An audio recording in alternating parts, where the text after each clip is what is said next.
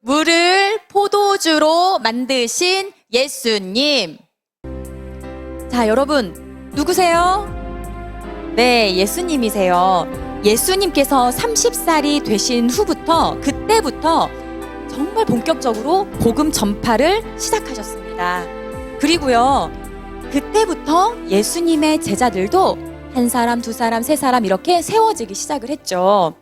오늘 우리가 읽은 말씀의 배경은 어떠한 배경이느냐 볼까요?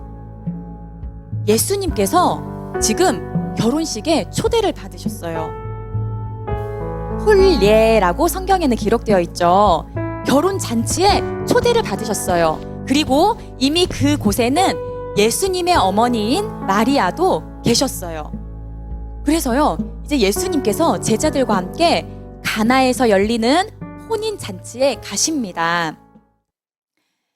여러분, 이게 무슨 그림일까요? 포도주예요, 포도주. 유대 땅에, 유대 나라의 혼인 잔치는요, 우리나라처럼 하루 동안 이루어지는 결혼식이 아니에요. 우리는 결혼식 가면 보통 몇 시간 정도 있다 와요? 네, 예식 참석하고 또 맛있는 식사 나누고 하면서 한 두세 시간, 그죠? 짧으면 한두 시간 이렇게 있다 오잖아요.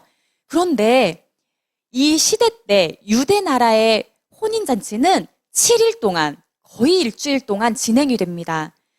그 잔치에 빠질 수 없는 가장 중요한 음식 중에 하나, 그것이 포도주예요. 이 포도주는 기쁨을 상징하고 즐거움을 상징합니다. 여러분, 그래서 가나 혼인잔치에 포도주가 빠질 수 없죠. 포도주가 딱 준비되어 있는 거예요. 이제 많은 사람들이 축하해주러 모였겠죠. 그래서 함께 잔치를 즐기는 거예요. 그곳에는 연회장도 있었고 또 신랑 신부 또 그들의 가족들, 친척들 그리고 가까운 사람들 막 다 모여서 북적북적 즐거운 시간을 보내고 있었어요.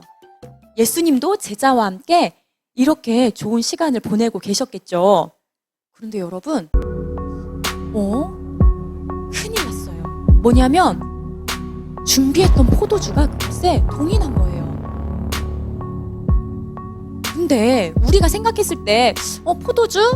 포도주 없으면 그냥 어쩔 수 없지 뭐 물을 마시거나 아니면 뭐 다른 주스를 마시거나 이런 식으로 하면 되겠지. 문제긴 문제지만 뭐 금방 해결할 수 있는 문제지라고 생각할 수 있는데요, 여러분. 유대 나라의 이 시대에 혼인 잔치에서 이 포도주가 없다. 이것은요, 참으로 큰 문제였어요.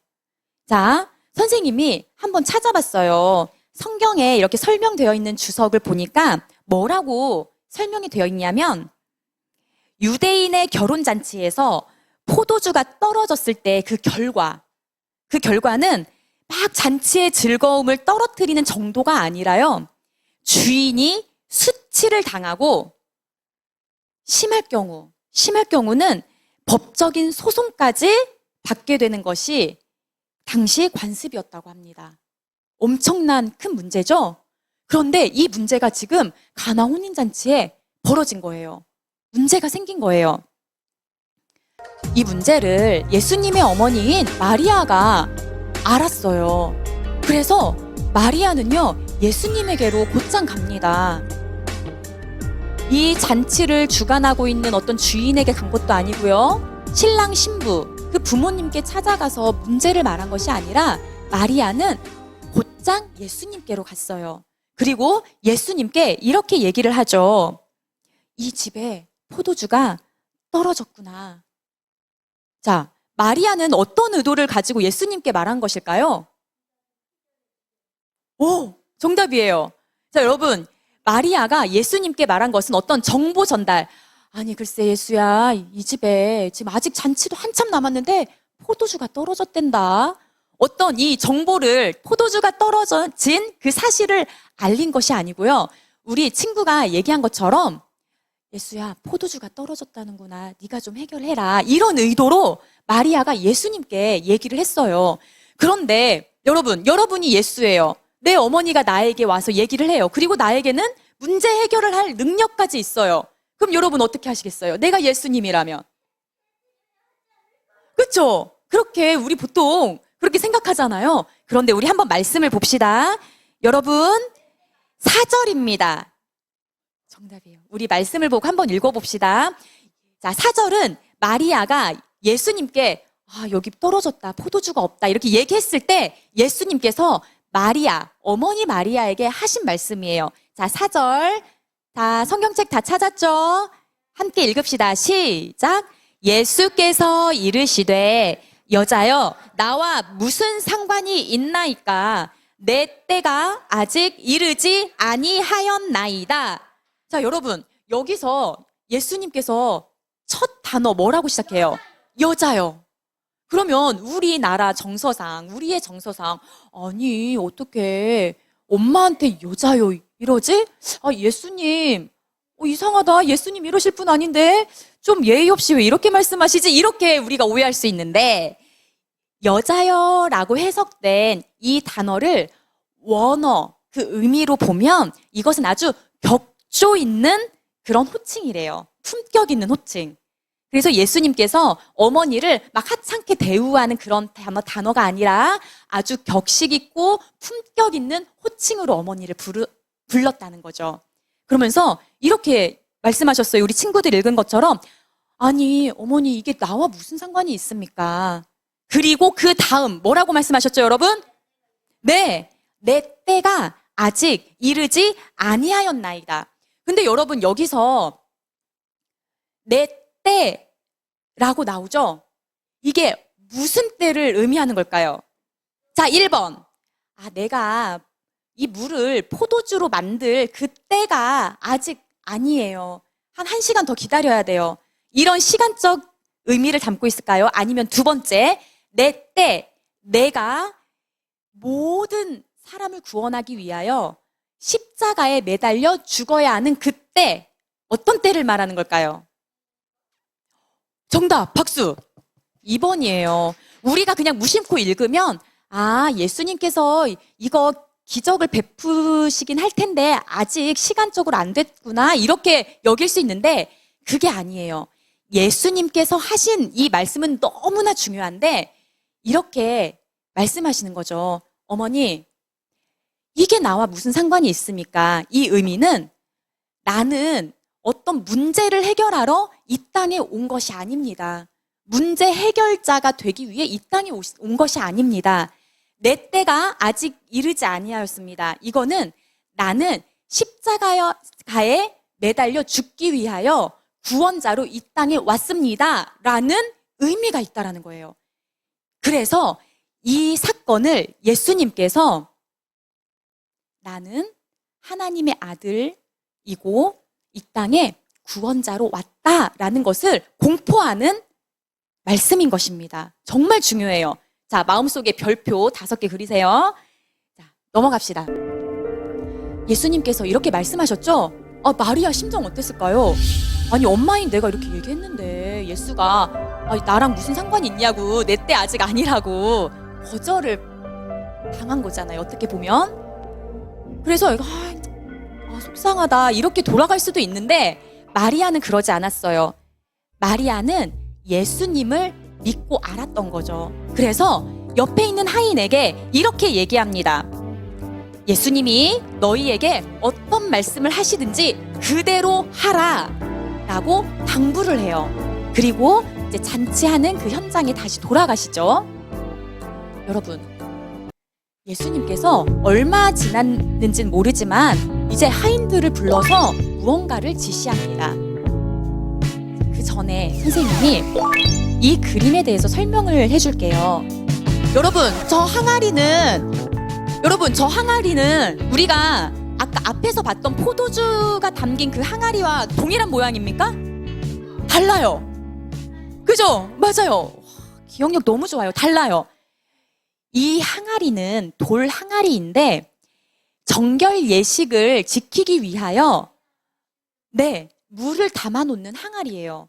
그래서 어디 밖에서 들어오거나 집 안으로 들어오거나 어떤 식사를 하거나 무엇인가를 할 때 손을 씻고 발을 씻는 용도로 쓰이는 그런 물을 담아놓는 항아리예요. 여러분, 여기까지 이해 되셨죠? 아니, 글쎄. 그런데 예수님께서 하인을 불러서 얘기하는 거예요. 이 항아리에 항아리 6개가 있었어요. 빈 항아리예요. 이 항아리에 물을 채우라고 하시는 거예요. 여러분, 근데 이 항아리가 왜 비어 있었을까요? 그죠? 이미 잔치가 시작됐고 사람들이 잔치에 참여하기 위해 왔을 때 이미 다 손 씻고 뭐하고 하면서 다 사용했겠죠. 비어있는 항아리예요. 그 항아리에 예수님께서 물을 채워라. 아귀까지 채워라. 여기 끝까지 채우라는 거예요. 그래서 하인이 진짜 물을 떠서 채웁니다. 여러분, 하인들 표정 보세요. 이게 무슨 표정인 것 같아요, 여러분? 네, 하늘이. 네, 예상치 못한. 이상하다. 이미 다 손 씻고 발 씻고 다 들어가서 지금 잔치를 즐기는데 왜 이 항아리에 물을 채우라고 하시지? 이상하다 생각했을 거예요. 그러나 이들은 예수님께서 말씀하신 그대로 물을 갖다가 채우기 시작합니다. 끝까지 아귀까지 다 채웠어요. 그 다음 예수님께서 하인들에게 두 번째 말씀하세요. 네, 이 물을 떠서 이제 연회장에게 갖다 주어라. 그래서요, 이 하인들이 이상하다. 이거 손 씻고 발 씻고 하는 물인데 이제 속으로는 이상했을 거예요, 분명히. 근데 하인들이요, 예수님께서 말씀하신 그대로 딱 담습니다. 담아서요, 연회장에게 가져가요. 떠서 가요. 자, 연회장 저기 앞에 잔 보이죠? 포도주 담아서 마시는 저 잔에다가 이제 하인이 물을 따라요. 여러분 상상해 보세요. 연회장에게 손 씻는 물을 이렇게 따랐는데 손 씻는 물이 똥 이렇게 나왔어요. 그럼 연회장 얼마나 화나겠어요. 어처구니 없고. 그런데요, 하인들은 그대로 예수님께서 하라 하신 대로 했어요. 자, 여러분 이제 연회장이 잔을 들고 있습니다. 여러분들이 하인이라고 생각을 해보세요. 자, 물을 따릅니다. 어떡하지 하면서 따라요. 이제 물이 나오고 있어요. 뭐가 나와요? 포도주가 나와요. 여러분, 기적이 일어난 거예요. 기적이. 어떻게 분명히 이 하인들은 그냥 맹물을 담았을 뿐인데 가서 연회장에게 따를 때는 포도주로 변해 있는 거예요. 와우. 여러분, 연회장이요. 근데 정말 놀라운 말을 합니다. 자, 우리 여러분 아직 성경 안 덮었죠? 덮으면 안 돼요. 9절 봅시다. 9절과 10절을 우리가 함께 읽을 거예요. 자, 읽읍시다. 내가 연회장이다 생각하고 읽는 거예요. 시작. 연회장은 물로 된 포도주를 맛보고도 어디서 났는지 알지 못하되 물 떠온 하인들은 알더라. 연회장이 신랑을 불러 말하되 사람마다 먼저 좋은 포도주를 내고 취한 후에 낮은 것을 내거늘 그대는 지금까지 좋은 포도주를 두었도다 하니라. 아멘. 여러분, 야, 세상에 연회장이요 놀란 거예요. 뭐야, 잔치 처음 시작했을 때 먹었던 그 포도주 그것보다 훨씬 좋은 맛인데 놀란 거예요. 그래서요, 연회장이 누구를 부릅니까? 신랑을 불러요. 신랑을 불러서 아니 이게 어떻게 된 일이냐고. 보통은 잔치 시작할 때 좋은 포도주를 내고 이제 사람들이 조금씩 취하면 이 맛도 제대로 못 느낄 거 아니에요. 그러면 잔치 그 후반부에는 그냥 안 좋은 포도주를 내오는데 어떻게 해서 이렇게 좋은 포도주를 간직하고 있었습니까? 이렇게 얘기할 정도로 맛이 엄청 좋았다라는 거예요. 근데 여러분, 연회장은 이 포도주가 어떻게 해서 생겼는지, 어디서 왔는지 알아요, 몰라요? 몰라요. 그런데 누군 알아요? 정답. 네. 예수님께서 하라 하신 대로 그대로 했던 하인들은 아는 거예요. 예수님께서 기적을 베푸셨구나. 자, 여러분 봅시다. 물이요 포도주가 되었습니다. 여러분, 이 놀라운 일 지금 누가 행하신 거죠? 예수님께서 행하신 거예요. 여러분 잘 생각해 보세요. 물이 포도주로 변한 이 기적이요. 우리 삶 가운데도 일어났어요. 여러분 아세요? 여러분 삶 가운데 물이 포도주가 되는 것과 같은 기적이 일어났단 말이에요.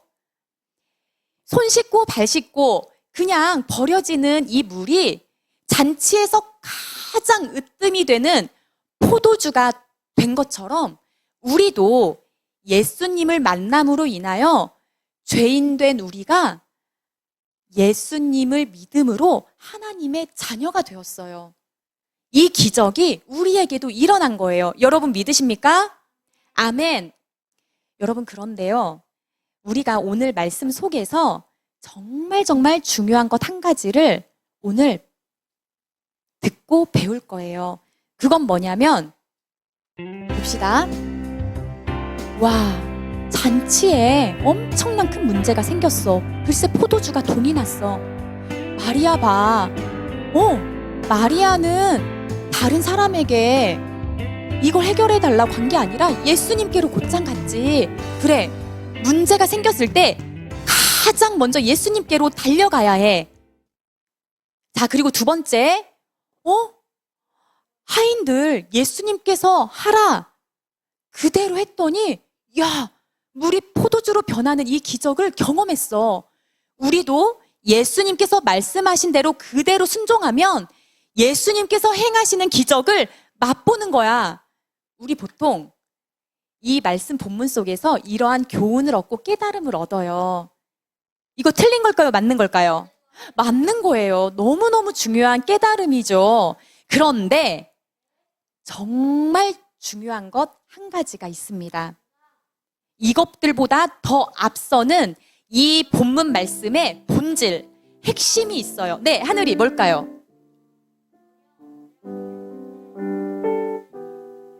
네. 아멘. 그것도 맞아요. 네. 아멘. 맞아요.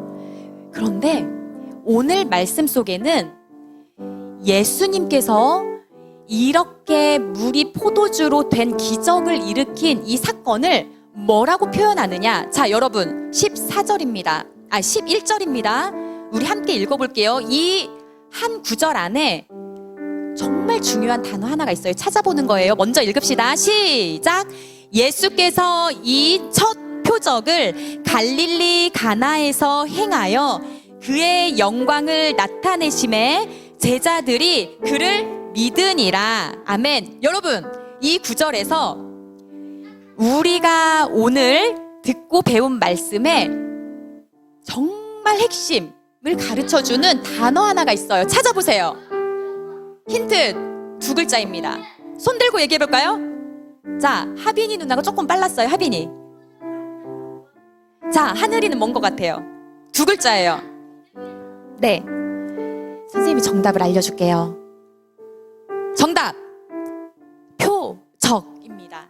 여러분, 표적과 비슷한 단어로는 이적이 있고요. 또 이적과 비슷한 단어로는 기적이라는 게 있어요. 그런데 표적과 기적은 깊이의 차이가 있습니다. 기적은요, 우리가 그냥 살아가는 이 현실 속에 일어날 수 없는 기이한 일, 일어난 것을 기적이라고 하죠. 그런데 표적은요, 더 깊은 의미가 담겨 있어요. 그런데 오늘 11절에 뭐라고 써 있어요?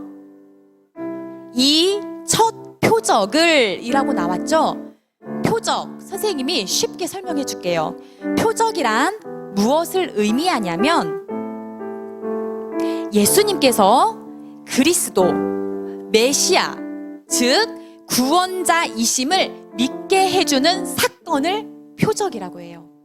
자, 다시 한번. 표적의 의미는 예수님께서 메시아, 구원자, 그리스도이심을 믿게 해주는 사건을 의미해요.